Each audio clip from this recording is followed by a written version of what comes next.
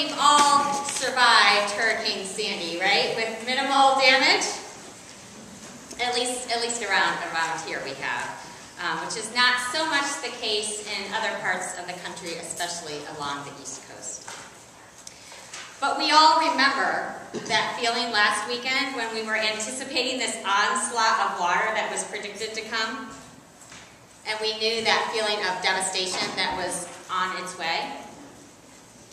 Because how exactly does one deal with that much water? That was the question. And what I wanted to do last weekend was pretend like it wasn't going to actually occur. My son was being confirmed, I had all this food and this party, and I wanted nothing to do with preparing against water. I wanted everything to do with partying. I didn't want to worry about my sump pump or my basement.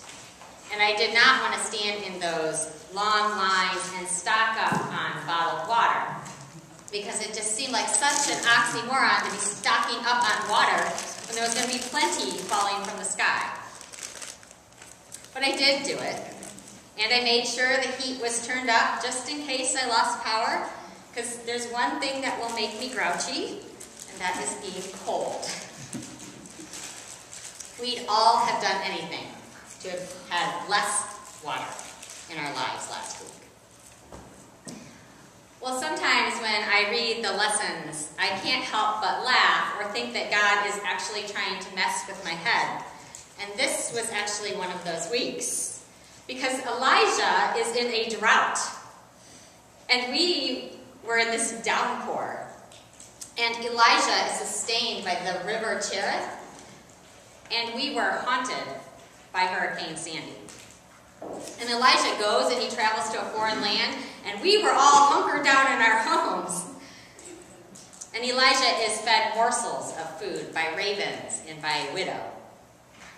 And we had stockpiled cans of food and bags of chips. The dichotomy is so great. Elijah had too little, and we had too much. And yet the underlying issue was exactly the same. And God's underlying promise is exactly the same. Do you know what they are? The issue and the promise? Well, I thought we could discover it together. Because we were all just in Elijah's position.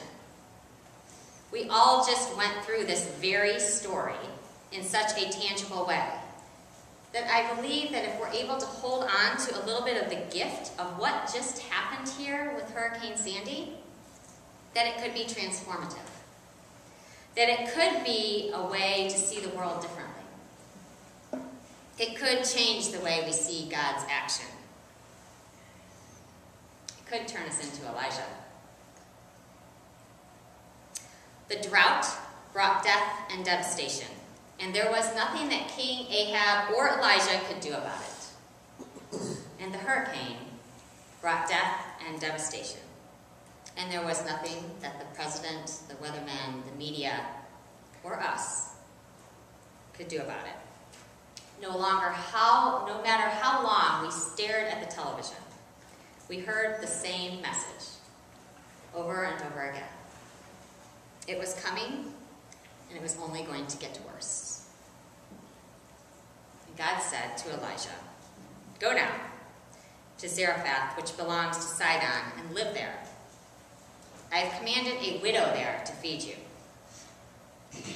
Now, no matter how faithful and devoted Elijah is, how much he trusts God, which in my mind is very evident since he allows these ravens to feed him, that's beyond the scope of my trust. The truth of the matter is, God has basically commanded him to go from a place of little hope to a place of even less hope.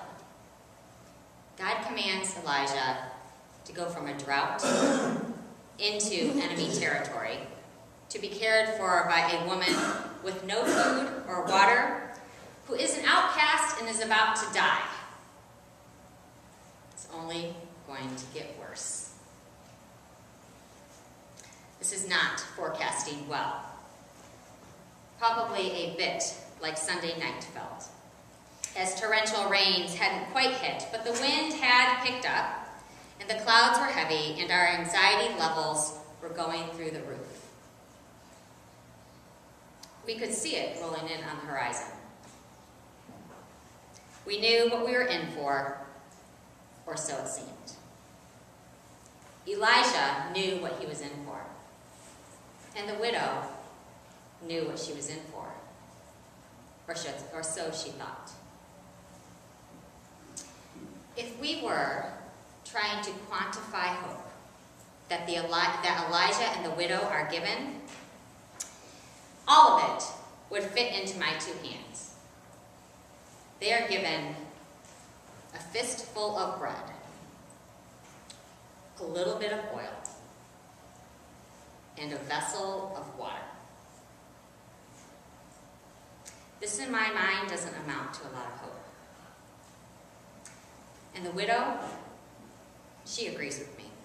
She says, you know, I'm so over this. I'm tired, I'm worn out, and I'm old. There is nothing left for me. Just let me go die. And Elijah says, basically, oh sure, go ahead with that. Go die. But first, and the gall of this is like beyond me, but first, could you get me some food? I mean, is he plain rude? Or is it just pure genius?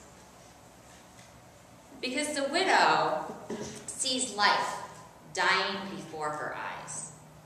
The widow sees hardly enough to get by. The widow sees nothing. And he asks for food. Because Elijah sees something else. Elijah sees a morsel. He sees a morsel of hope. So the question is, how much hope is enough?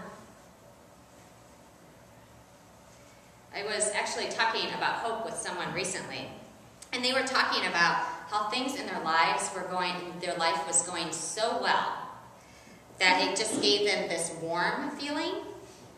And I loved that image, because immediately what it conjured up for me was this thought of Jesus in Mary's arms, how warm hope feels when I envision it that way. It feels like very full hope. But Elijah and the widow are not given this warm hope at all. And the people in New York are not having warm hope right now. We're getting ready to have our softball game for a bunch of people for whom food is really hard to come by. And when you're that person and you're relying on agencies and people you don't even know so you can have a morsel, that doesn't feel like warm hope to me. It feels risky and scary, not warm and safe. Hope often doesn't act like we think it should, or show up in the ways in which we think it should, or even look like we think it should. Hope often feels very, very sparse. And honestly, sometimes hope is painful. But remember Tuesday morning? The rain started to subside, and the power outage weren't as bad as we thought they were going to be, at least around here. And you felt this immediate sense of relief, of hope, of promise. And we weren't out of the woods yet. But that morsel, that taste, that little fraction that you felt Tuesday morning, it's hope. And it's a little unimpressive, isn't it? Forecasting this type of hope is unpopular. Nobody wants to hear that when they're hanging on for dear life, the amount of hope we're given may fit into the palm of our hands. And really, when we're looking for a new way, for a way out of whatever we are in, nobody wants to hear you already have everything you need. A little water and a little oil and a little bread. And honestly, often we sometimes don't want to hear that hope will force us to face death in order to live. But that is the baby and the cross. That is death and resurrection. A very unpopular forecast, but a very real one. One that takes into the account all that ravages life. I know so many people right now, and so many organizations, this church included, that are in need of just a taste of hope. A taste of more. A taste of future. You know, we don't have a lot here at Epiphany. We don't have a lot of members, a lot of money, compared to other churches, right? And sometimes, if I'm being honest, if I'm telling it like it is, like Elijah does to that widow, sometimes we don't have a lot of hope. Some days it's all pretty darn scarce. If I was trying to quantify it. But let's say you were a person walking through the doors and the only thing in the world you needed was just a safe place to sit. And you got to do that. That's just a morsel to you and me. And it's everything to that person. Or let's say you're the person who calls up the church for a $25 morsel gift card. It's $25 to you and me. It's everything to that person. Or you're the kid that's failing geometry, and the teacher gives up her lunch to let you retake a test, and that's a 30-minute morsel of her life, and it's everything to the kid.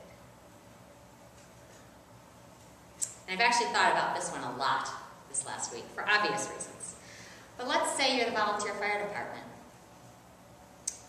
and you get a call to a house just for a strange odor. It's a morsel of a few hours, and it's everything to that homeowner.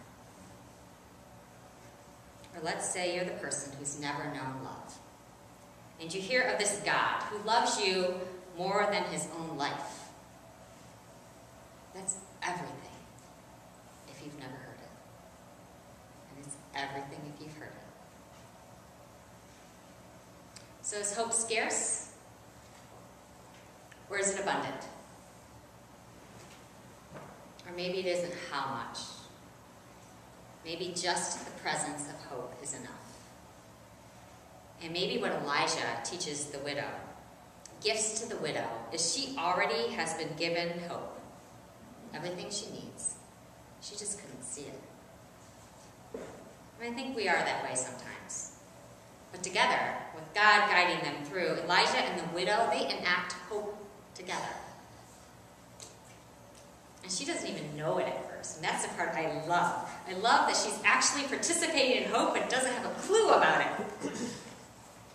Because hope doesn't exist out there somewhere in space. Some intangible, abstract concept. Hope exists right here, like in this space, like this close, right? Between you and me, in a tangible way.